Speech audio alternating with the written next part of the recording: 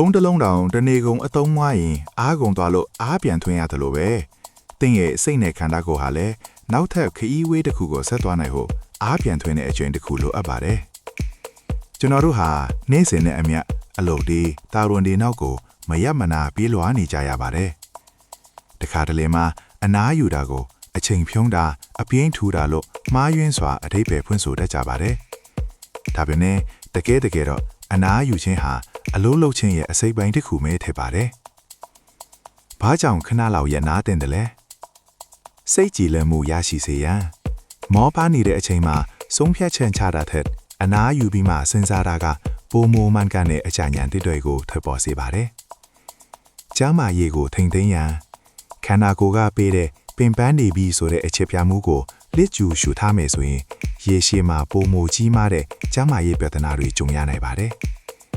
လှုပ်ဆောင်ရေးမြင့်မားစေရန်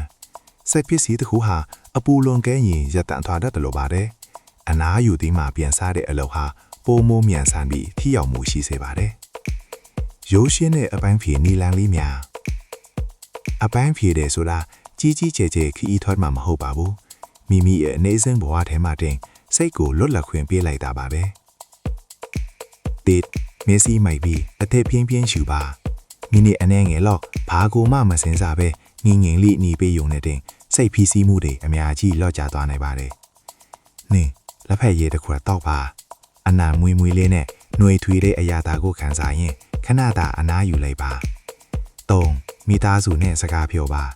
အလုပ်အကြောင်းတွေခဏမေ့ထားပြီးချီးရတဲ့သူတွေနဲ့ရဲရဲမောမောစကားပြောခြင်းကအကောင်းဆုံးအားစေပါပဲ